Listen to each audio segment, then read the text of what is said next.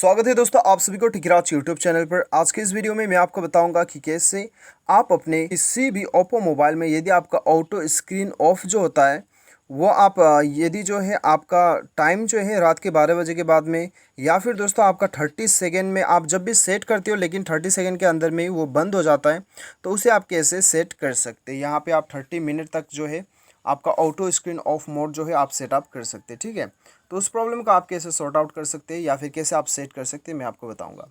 उसके लिए दोस्तों आपको अपने मोबाइल के सेटिंग्स पे जाना है। उसके बाद में दोस्तों यहाँ पे आपको जाना है डिस्प्ले एंड ब्राइटनेस पे। उसके बाद में दोस्तों यहाँ पे आपको ऑटो स्क्रीन ऑफ दिखाई देगा।